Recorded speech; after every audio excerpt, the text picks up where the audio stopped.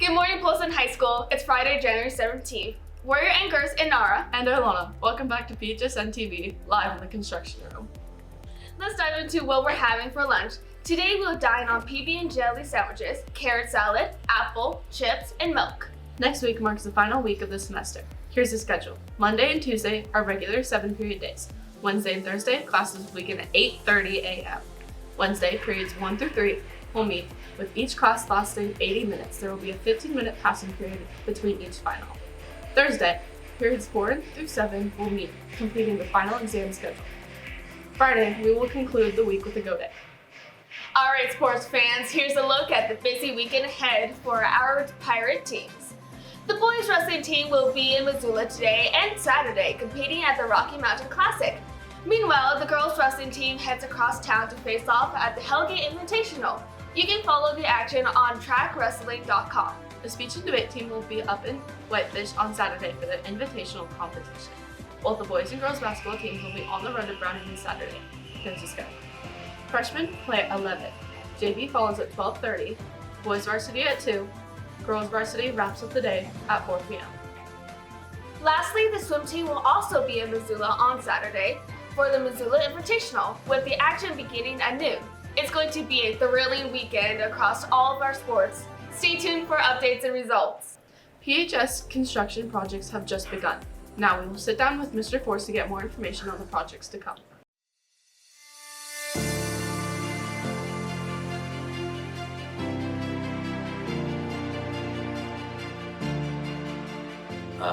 We are at the very beginning phases of the physical construction of the projects here at PHS. The design process has been in motion for the last 6 months, but the first phase of the project has been bid and subcontractors have been named. So currently, if you look around our campus, you'll see that there's some demolition that's occurred, some excavation is going to happen in the very near future, and they're going to begin to pour the concrete foundation of the addition. And then hopefully within the next couple of months, the walls will be on site, and they're all precast concrete tip-up walls. So the cranes will be able to set them in place, and we're gonna start to see a structure come to form.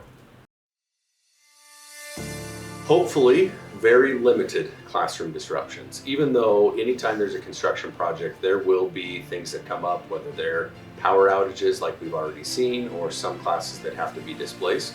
Swank works really hard to try to foresee all of those concerns and challenges, and we'll try to limit the disruptions to students and to teachers. That said, there will be some things that we'll have to work around, and we'll have to continue to be flexible until the project is completed.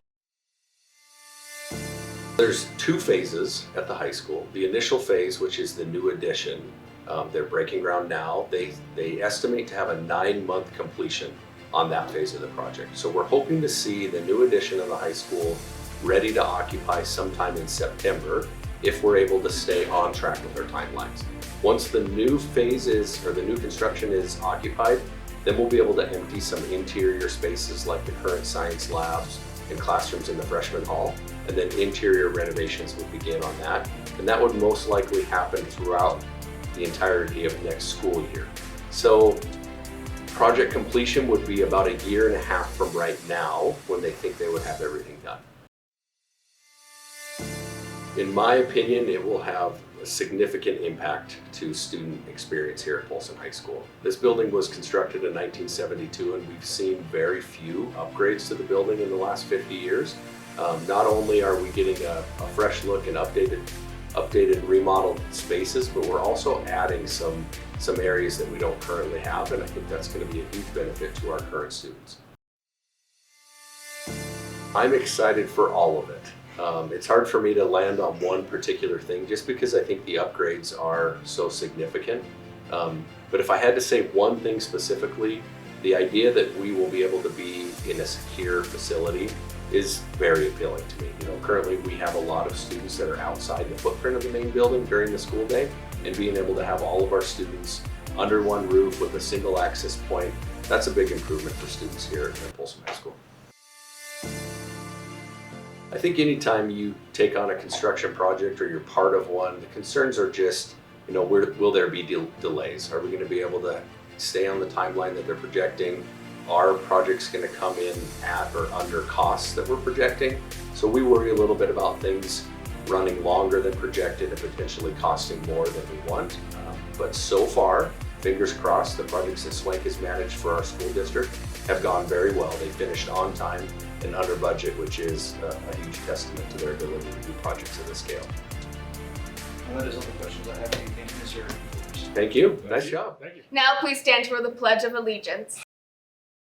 I pledge allegiance to the flag of the United States of America and to the republic for which it stands, one nation, under God, indivisible, with liberty and justice for all. If you want more content, please find us on the Polson High School website, SoundCloud, iTunes, Instagram, and YouTube.